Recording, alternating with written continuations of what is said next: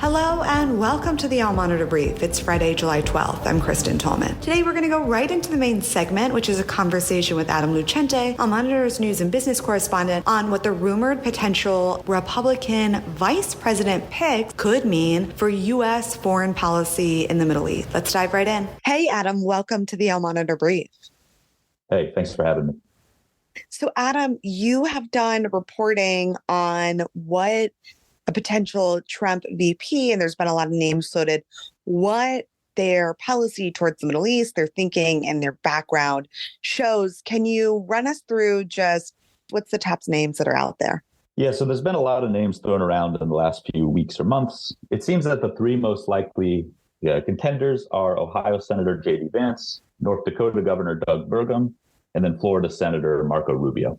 Obviously, especially with Trump, it could be someone we're not thinking of or some of these less likely names. But those three people are, based on reports and what we're hearing, are the three most likely to be picked as the vice presidential candidate. Okay, so let's just go one by one. Talk me through what is J.D. Vance's experience on Middle East policy. So Senator Vance, he's only on domestic focused committees in the Senate, banking, housing, things like that. But he does talk a lot about Middle East policy and foreign policy in general. He served in the Iraq War in the Marines, and he's basically a big critic of U.S. foreign policy. The way to describe him is he's kind of he has very America First worldview. He's very critical of neoconservative foreign policy and U.S. interventionism and things like that. But at the same time, he's very pro-Israel. So he's more in line with the mainstream on that. In terms of his criticism of foreign policy, he's very critical of, Ukraine funding, for example. He doesn't think the U.S. should be supporting, or at least supporting indefinitely, Ukraine in its war against Russia. He was critical of the aid package passed in April of $61 billion.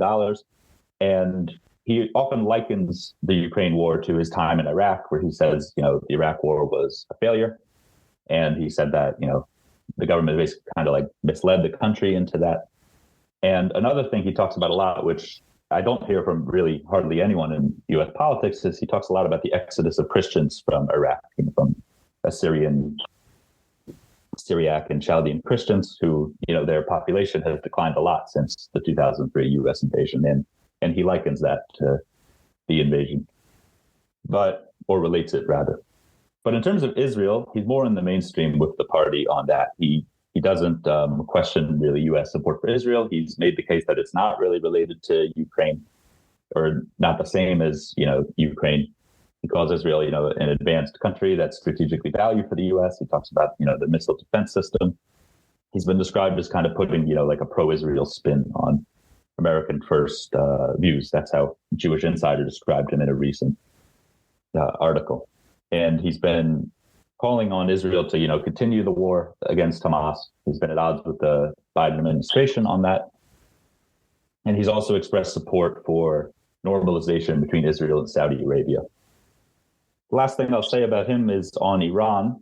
He, in April, when they had this unprecedented attack on Israel, he talked about the fear of escalation in the region and how the U.S. should be working to manage that and contain that. So he appears to be a little less hawkish on Iran.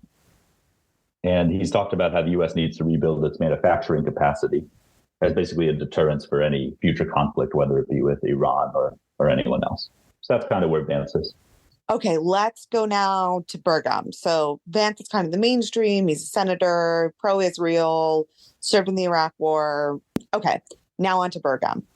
Yeah, so Burgum, he has less foreign policy experience, obviously, because he's a governor.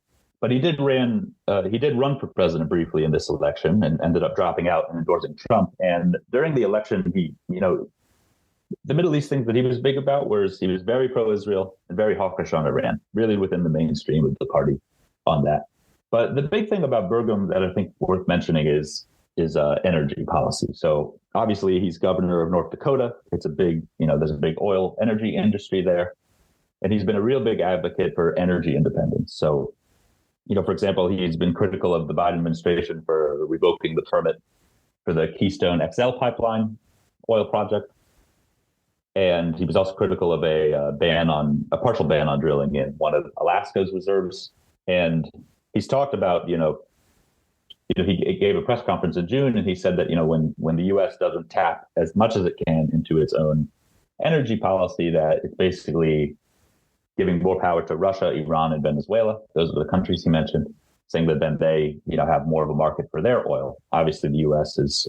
prohibits with its sanctions dealing with the Iranian oil industry. So that's a big thing he is talking about. So he would potentially be, a voice in Trump's ear about that, about energy independence. There's not much daylight between him and Trump on that issue. But with foreign policy, that seems to be what he would most bring to the table. Another interesting tidbit about him is he did set a goal for North Dakota to become carbon neutral by 2030. And that's somewhat surprising for a Republican governor. When did he set the goal? What year? By 2030. By 2030. Okay. Yeah. So in 2021, he said that North Dakota should become carbon neutral by 2030. Yeah. Yeah. Everyone's sort of walking back those 2020, 2021 commitments. Okay. Now, Marco Rubio, which I would say of the three has the most household, it's a household brand name. People know Marco Rubio. So walk me through Marco Rubio's. Yeah, so Rubio, his foreign policy in Middle East experience, it's much more apparent. He has much more of it, mostly because he's a member of the Senate Foreign Relations Committee.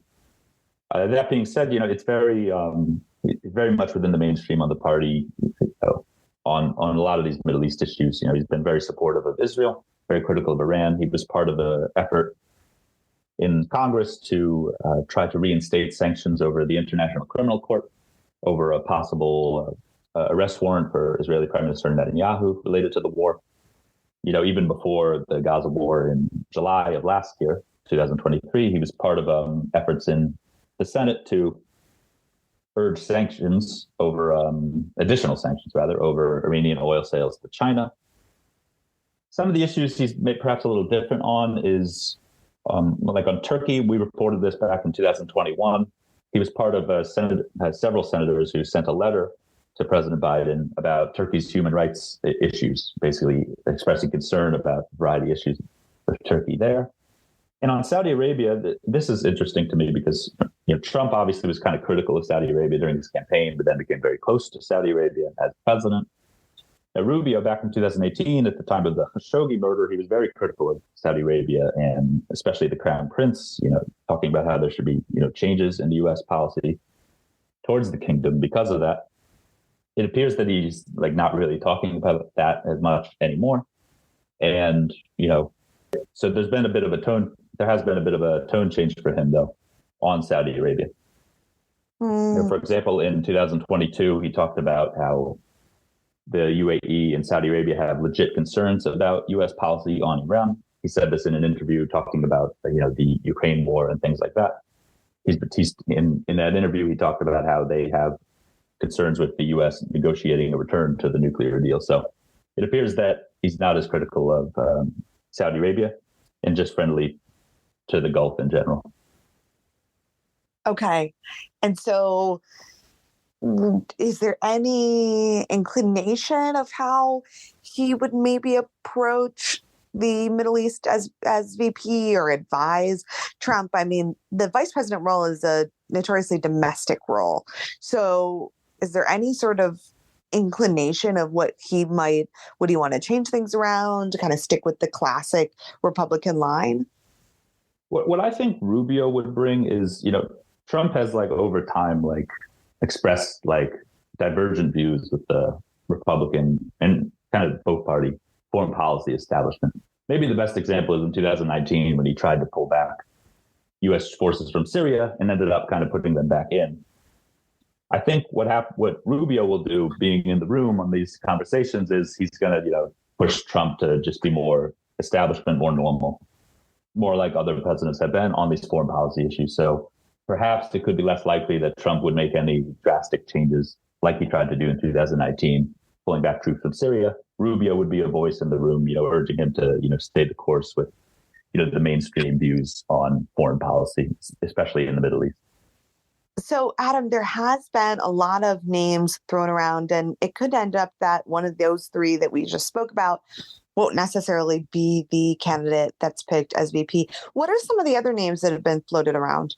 Yeah, it's a good point. I mean, we really don't know. He could surprise us. Anything's possible.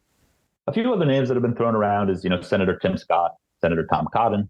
They're kind of like the rest of the Republicans on foreign and Middle East policy. Rep. Stefanik, her big issue is, the House investigations into alleged anti-Semitism at pro-Palestinian university protests, something we've covered a lot. Also, Dr. Ben Carson, Governor Noem, they don't really have much foreign policy background. And then also Rep. Donalds, he's been thrown around, and he's kind of also very pro-Israel and within the mainstream. So these are a few of the other names that could be considered. Okay, Adam, thank you so much. Thank you. That's it for today, July 12th. You can read all these stories and more at allmonitor.com.